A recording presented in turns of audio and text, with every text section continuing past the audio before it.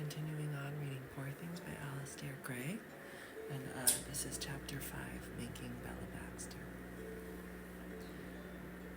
Geordie Geddes works for Glasgow Humane Society, who give him a rent-free house on Glasgow Green.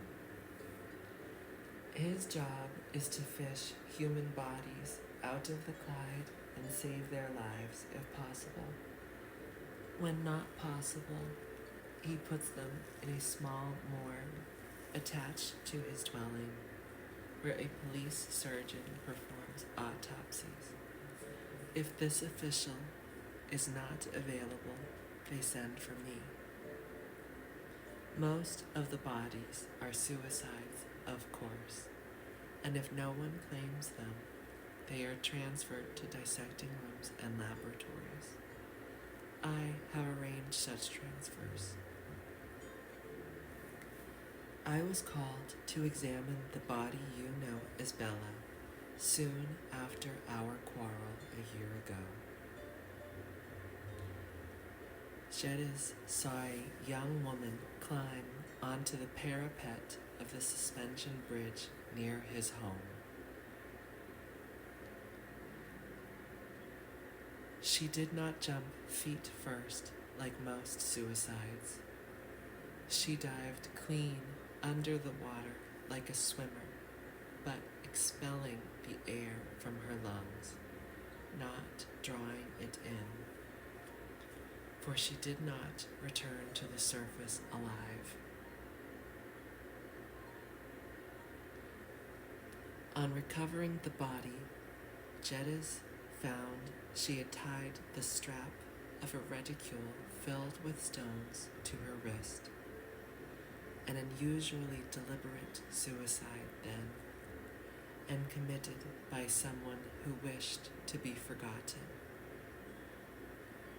The pockets of her discreetly fashionable garments were empty, with neat holes cut in the linings and lingerie where women of the wealthier class have their names or initials stitched. Rigor had not set in. The body had hardly cooled before I arrived.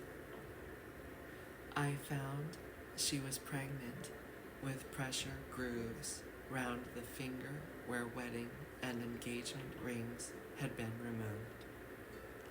What does that suggest to you, McCandless? Either she was carrying the child of a husband she hated, or the child of a lover she had preferred to her husband, a lover who abandoned her. I thought so too. I cleared her lungs of water, her womb of the fetus, and by a subtle use of electrical stimulus could have brought her back to self-conscious life. I dared not. You will know why if you see Bella asleep. Bella's face in repose is that of the ardent, wise, sorrowful woman who lay before me on the mortuary slab. I knew nothing about the life she had abandoned, except that she had hated it so much that she had chosen not to be, and forever. What would she feel on being dragged from her carefully chosen blank eternity and forced to be in one of our thick-walled, understaffed, poorly equipped madhouses, reformatories, or jails? For this, in this Christian nation, suicide is treated as lunacy or crime. So I kept the body alive at a purely cellular level. It was advertised. Nobody claimed it. I brought it here to my father's laboratory.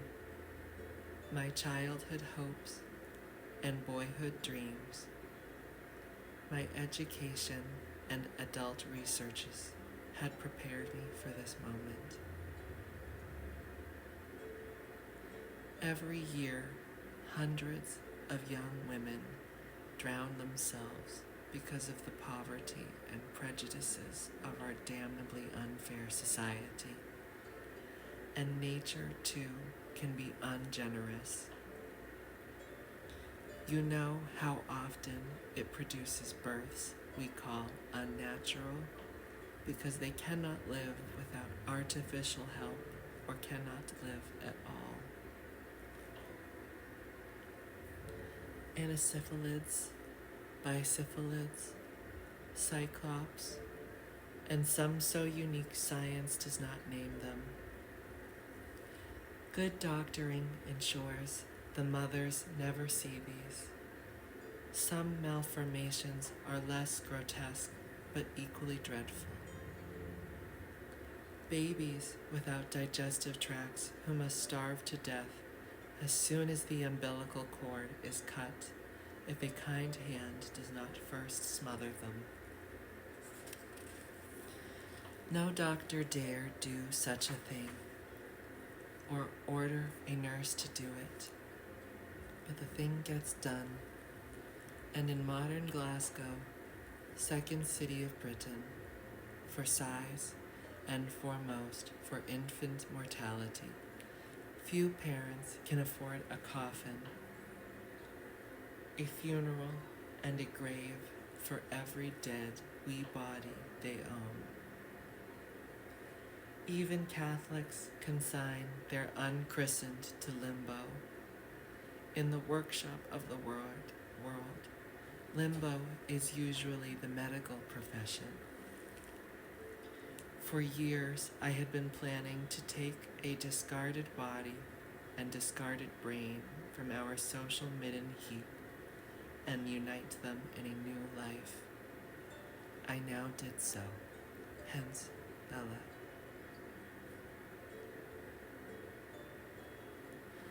Like most who listen closely to a tale told in a calm manner, I too had grown calm, which had helped me think sensibly again. Bravo, Baxter, I cried, raising my glass as if toasting him. How do you explain her dialect? Is there Yorkshire blood in her veins? Or do the parents of her brain come from northern England? Only one explanation is possible, said Baxter broodingly. The earliest habits we learn, and speech is one of them, must become instinct through the nerves and muscles of the whole body. We know instincts are not wholly seated in the brain, since a headless chicken can run for yards before it drops.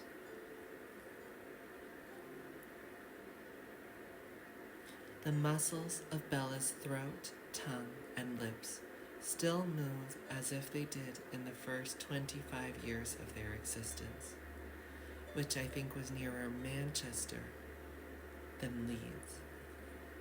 But all the words she uses have been learned from me or from the elderly Scotswoman who run my household, or from children who play with her here. How do you explain Bella's presence to them, Baxter? Or are you such a domestic tyrant that your underlings dare not ask for explanations?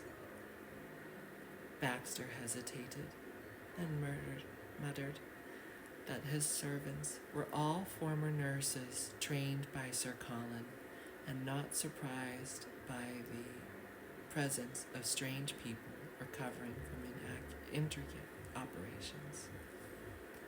All right, I'm pretty sleepy. We'll leave out there for tonight. Thank you so much for sitting and listening to me speak. And